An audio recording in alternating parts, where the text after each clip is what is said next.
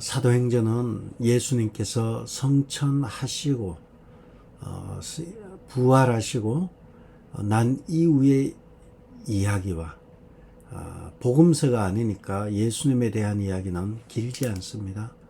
그리고 나서 복음이 어떻게 폭발적으로 성장하는가에 대한 이야기가 사도행전의 이야기가 됩니다.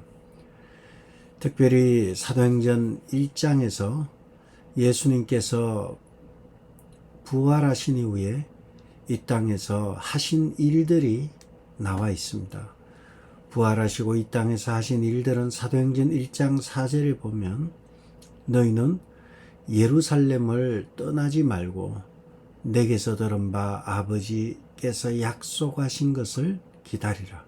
두 가지를 말씀하시죠. 예루살렘을 떠나지 말고 약속한 것을 기다리라. 이렇게 말씀하시면서요. 너희는 몇 날이 못되어 성령으로 세례를 받을 것이다. 그러므로 주님께서 마지막에 당부하신 말씀은 예루살렘을 떠나지 말고 약속한 것을 기다리라. 그러면 성령을 선물로 받을 것인데 오직 성령이 너희에게 임하시면 너희가 권능을 받고 예루살렘과 온 유대와 사마리아와 땅끝까지 이르러 내 증인이 될 것이다. 이렇게 성령에 대한 약속을 하셨습니다.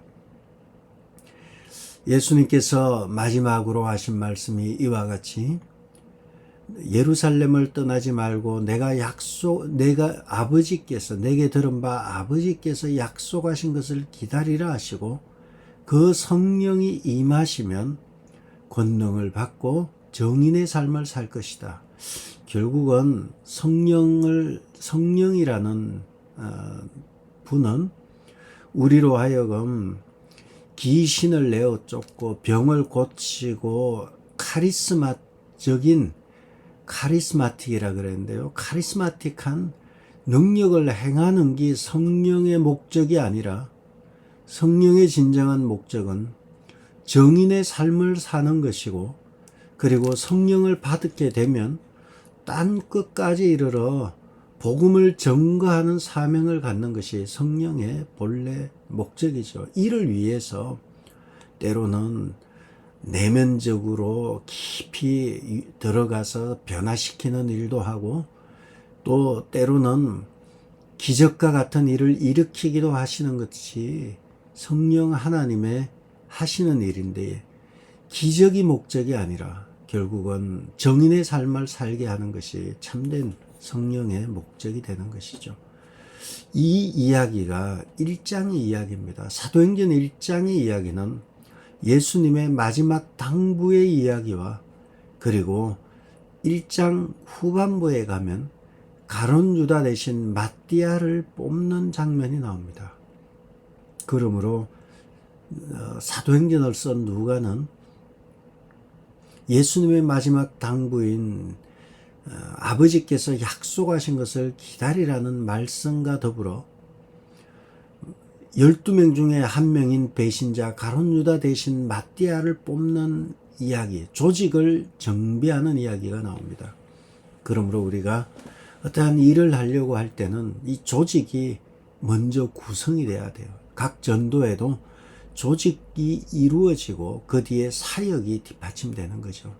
마찬가지로 이와 같이 사도행전 1장에는 주님의 마지막 당부의 말씀과 함께 조직이 12명의 조직이 재정비되고 그리고 사도행전 2장에서는 그들이 마가의 다락방에 모여서 예루살렘을 떠나지 말고 아버지께서 약속하신 것을 기다리면서 거기에서 저녁 기도에 힘쓸 때에 성령이 급하고 강한 바람같이 불의 혀같이 이것을 그냥 간단하게 바람같이 불같이 그들에게 임하면서 그들이 방언을 하기 시작하면서 예루살렘이 아주 그냥 혼돈에 빠져버려요. 예수를 따르는 사람들이 다 씨를 말린 줄 알았는데 씨를 말린 것이 아니라 폭발적으로 성장하게 되고요.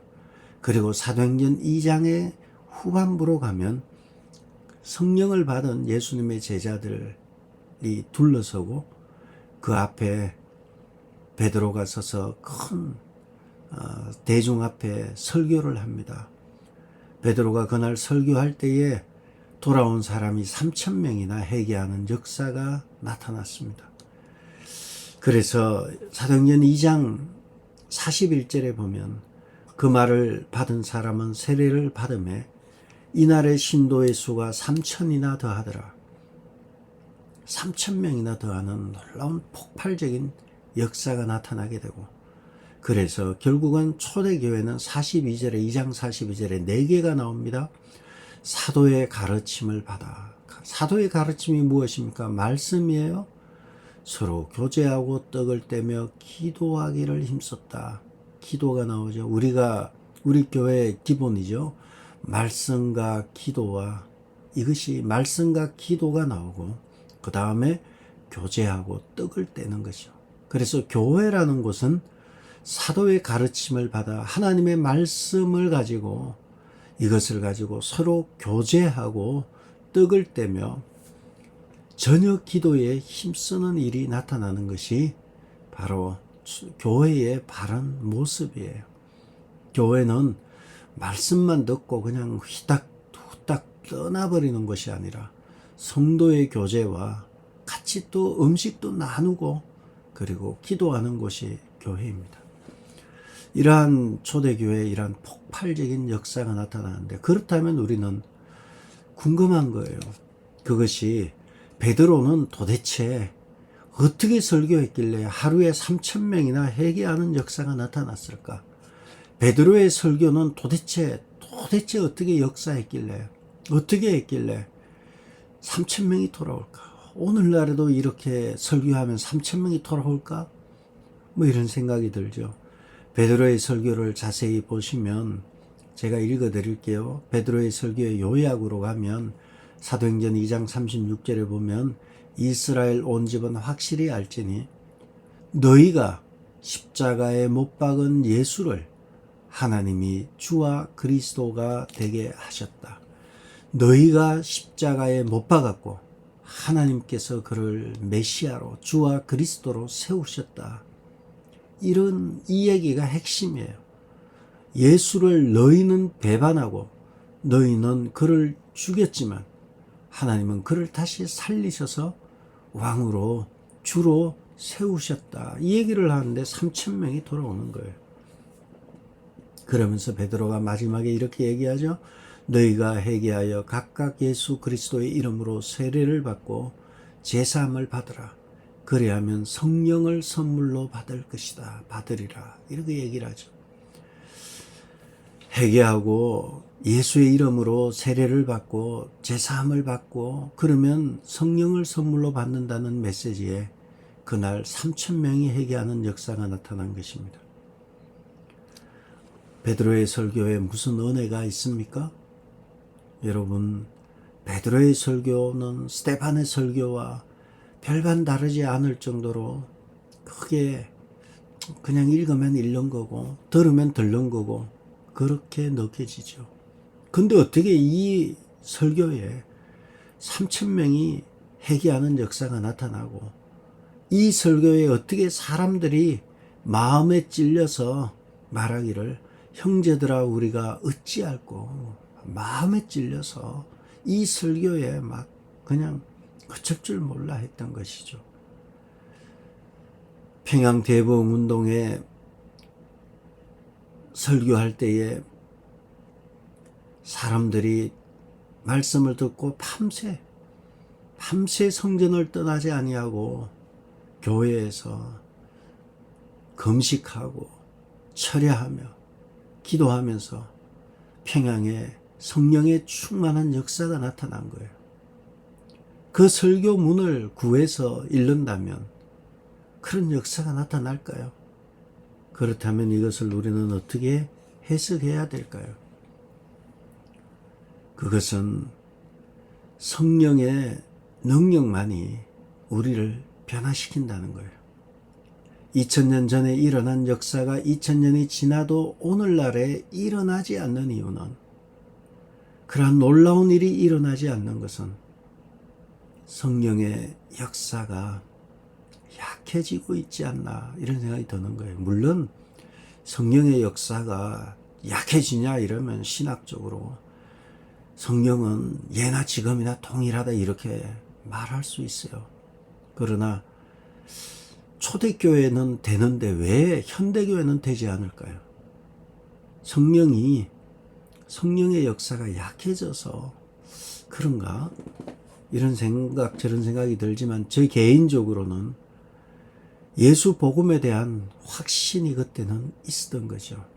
예수는 내가 3년을 따라다녔고 3년을 따라다닌 그 예수가 십자가에서 처절하게 십자가를 머리에는 가시관을 쓰시고 몸은 채찍으로 맞고 옆구리에는 창에 찔리고 손과 발에는 못자국이 선명하였고 피가 툭툭 떨어지고 그때에 기웃기웃 하다가 눈이 마주쳤을 때 내가 3번이나 예수를 저주하고 부인했던 베드로에게 다시 살아나신 예수님, 갈릴리 바다에 찾아오셔서 요한의 아들 시몬아 내가 나를 사랑하느냐 그 질문 앞에 섰을 때 그리고 성령의 충만함을 받고 나서 베드로의 눈은 불타고 있었고 그의 입에는 거북선이 불을 뿜듯이 불이 뿜어져 나오니까 성령의 역사가 강력하게 나타나면서 변화의 역사가 나타난 것입니다. 그러므로 여러분의 목사가, 설교자가 가슴에 뜨거운 불을 가지고 열정이 있고 입에는 불을 뿜어내는 역사가 나타나도록 그래서 다시 한번 2000년이 지난 지금에도 성령의 역사가 충만히 일어날 수 있도록 저를 위해서도 기도해 주시고 또 여러분을 위해서도 하나님 제게 그러한 성령의 역사로 성령으로 충만케 해달라고 기도하시기 바랍니다. 우리가 왜 약합니까? 우리가 왜 이렇게 약화되고 교회가 야성을 잃어버리고 성도가 힘을 잃어버렸습니까? 예수 복음에 대한 확신이 약하기 때문에 그렇습니다. 예수 복음은 내 자녀들의 문제와 나의 모든 문제의 유일한 답이 예수 그리스도라는 것이 약한 거예요. 예수는 예수고 자녀는 자녀라는 생각을 하는 거예요. 예수의 복음이 나의 경제적인 삶에 아무런 영향을 못 미친다고 생각하는 거예요. 예수는 예수고 내 삶은 그냥 내 삶이에요. 내가 어려운 거는 그냥 어려운 거예요. 예수님에 대해서 의지하려고 들지 않는 거예요. 예수의 복음이 왜 약화되었습니까? 예수의 복음이 내 건강과 전혀 관계가 없다고 생각하는 거예요. 내 몸은 내 몸이고 그러니까 모든 문제 가운데 있을 때에 예수님만이 유일한 답이라는 확신이 안 드는 거예요. 나의 삶과 인간관계와 자녀의 문제와 경제적인 문제와 모든 문제에 있어서 예수는 답이 아닐 수도 있구나. 또는 말은 그렇게 안 하죠. 불경스러우니까. 속으로는 예수는 무능하다. 예수는 답이 없다. 그냥 액세서리구나. 신앙생활의 액세서리가 예수구나. 이렇게 생각하는 거예요. 그러니까 내 자식의 문제 주님이 무슨 개입을 하겠어. 내가 이렇게 먹고 살기 어려운데 예수가 밥 먹여주나. 건강도 안 좋은데 내가 몸이 안 좋은데 신앙생활도 너무 힘드네. 왜 이렇습니까? 예수 복음에 대한 확신이 안 드는 거예요. 2000년 전 베드로에는 눈에 불을 뿜고 있었고 그 입에는 불을 뿜어내고 있었습니다. 예수가 답이라는 걸 알았기 때문입니다.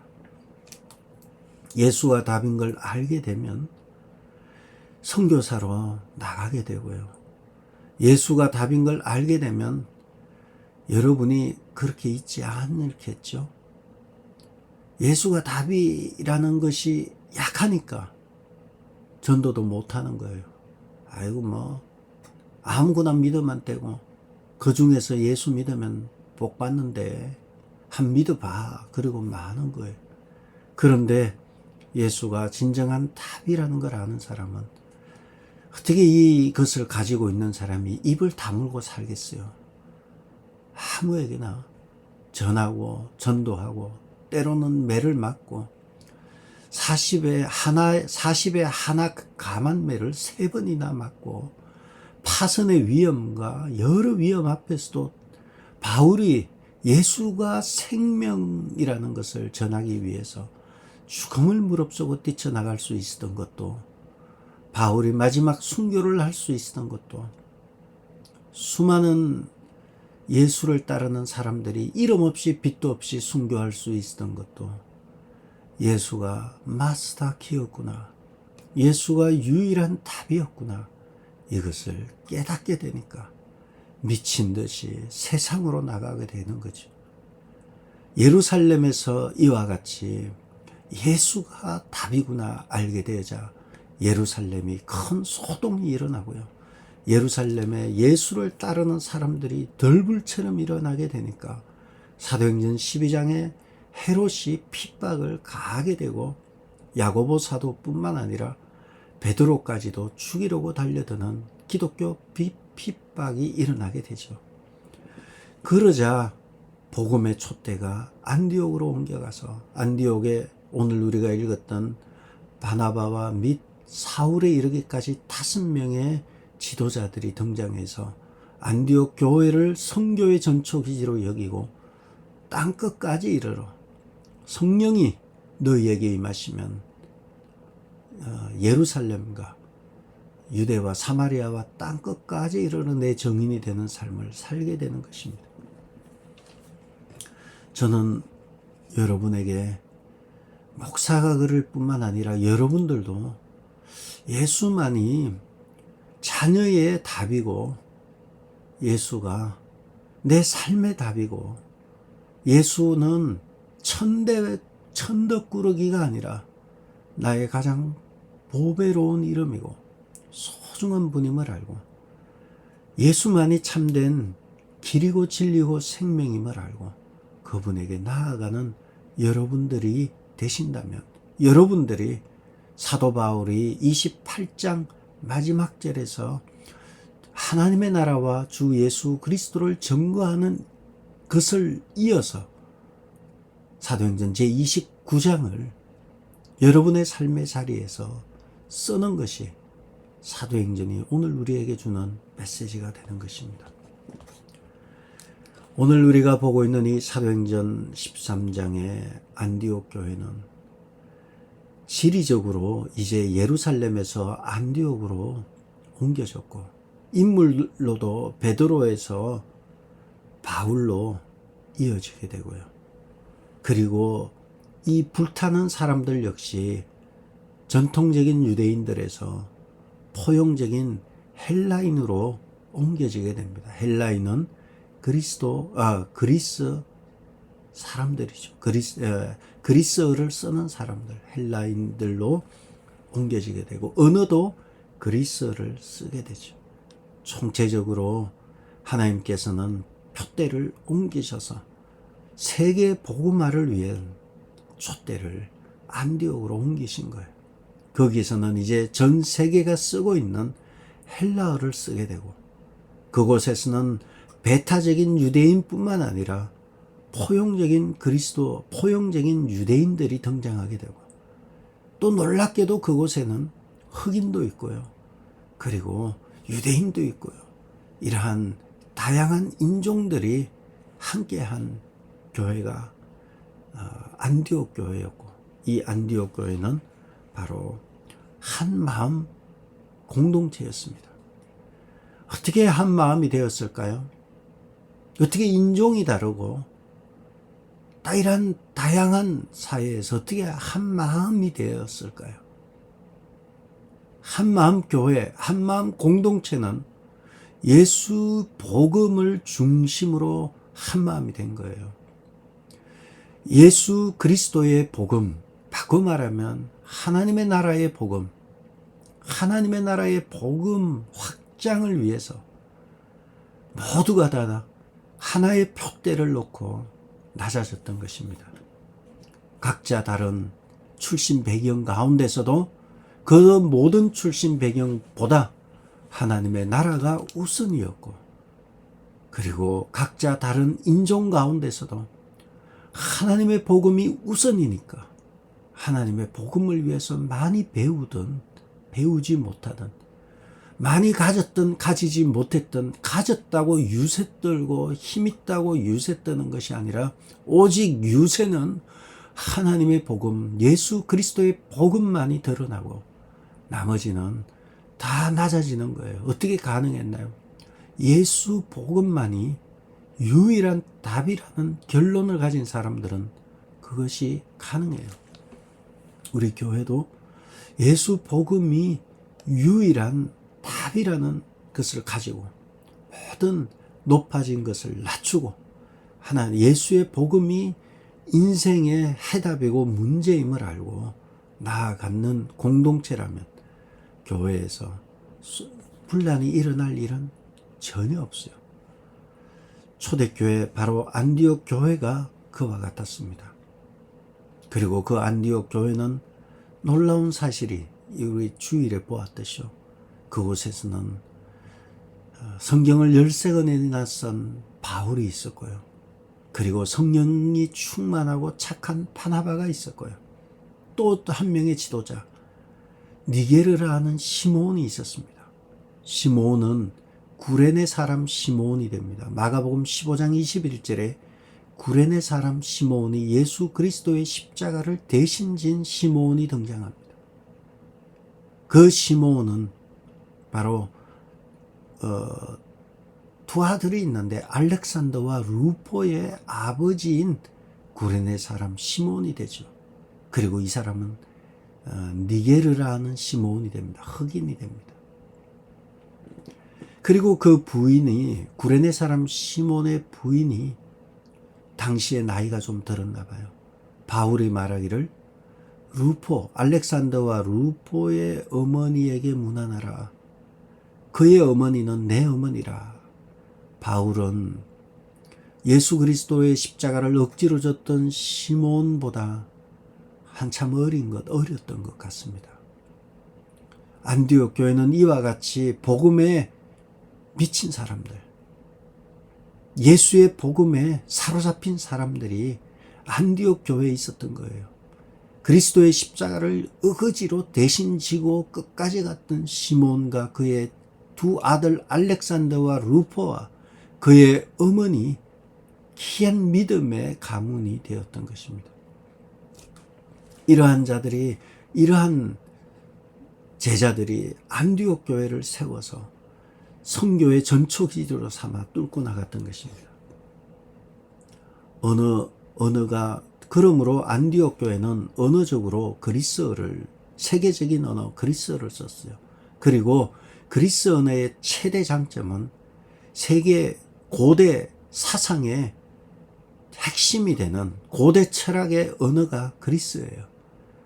소크라테스, 아리스토텔레스, 플라톤, 소크라테스, 플라톤, 아리스토텔레스, 이런 모든 고대 그리스 철학자들이 나타나고 거기에서 철학이 발달하고요. 언어가 세계적인 언어가 될 수밖에 없는 거죠. 사상이 발달한 그 언어를 따라서, 그리고 포용적인 그러한 헬라어를 쓰는 유대인들, 포용적인 헬라권의 사람들을 따라서, 그리고 그들이 구레네 사람도 나오지만요, 안디옥도 나오고 구레네도 나오죠.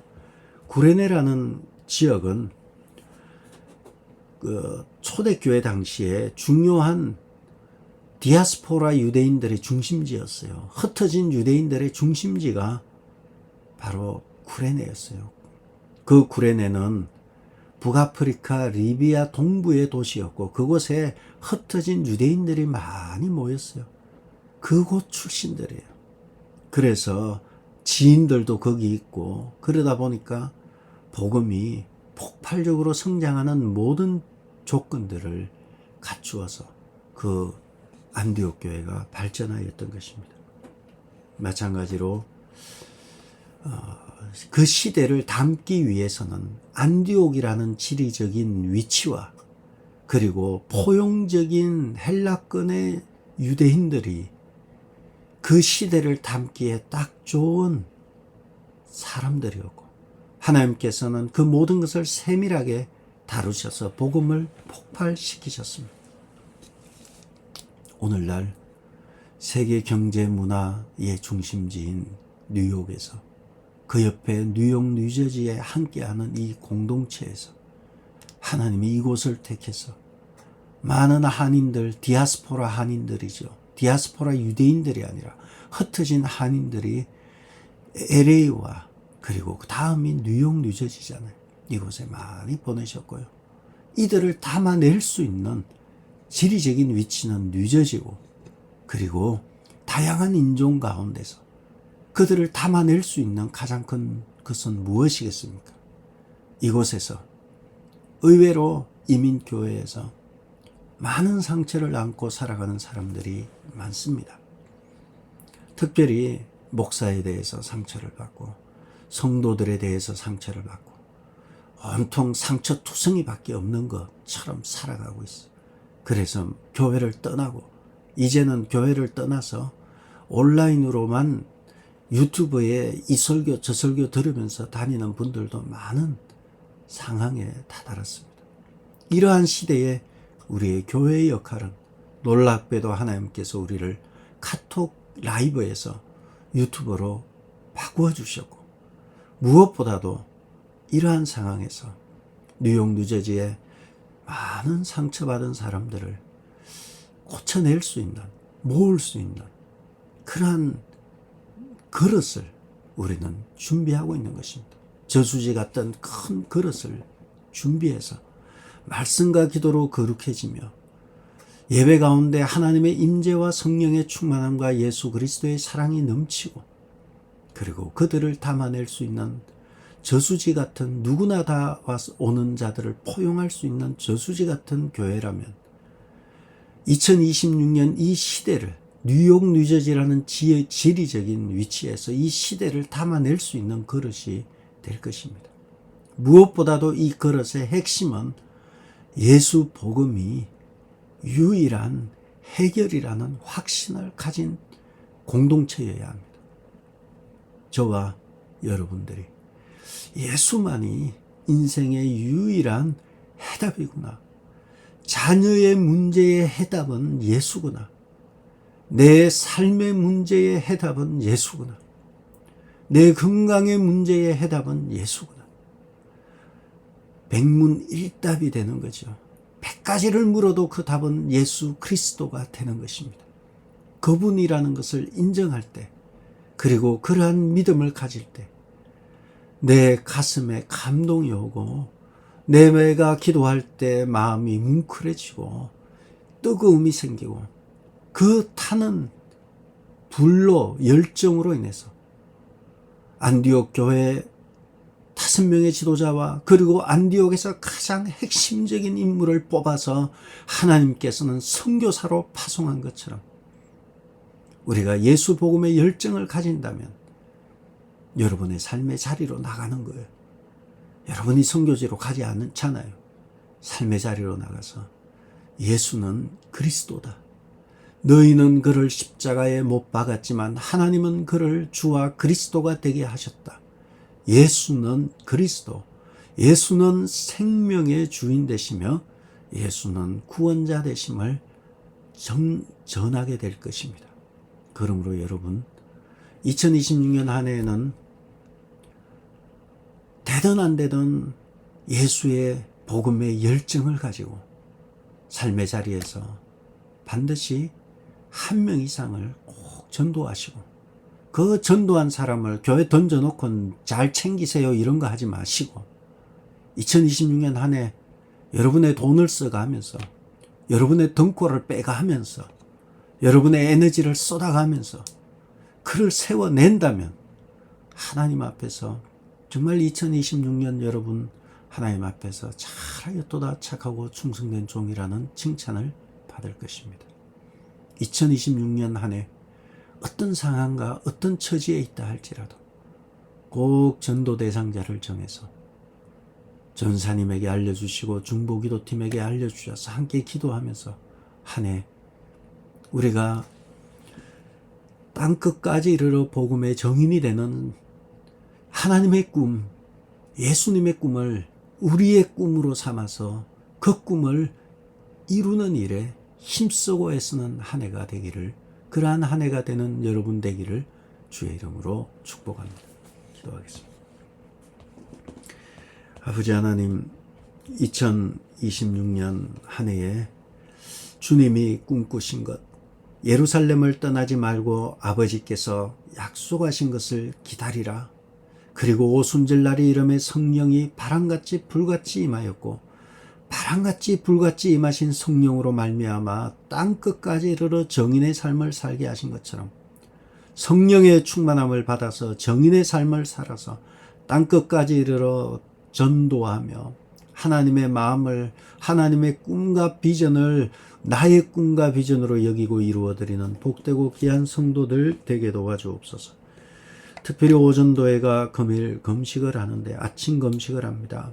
특별히 오전도회를 기억하여 주셔서 자녀 손들의 가정과 그리고 자녀들의 신앙과 그리고 건강을 붙잡아 주셔서 이 땅에 사는 날 동안 건강하여서 맡겨진 일을 잘 감당할 수 있도록 우리 하나님께서 축복하여 주시옵소서.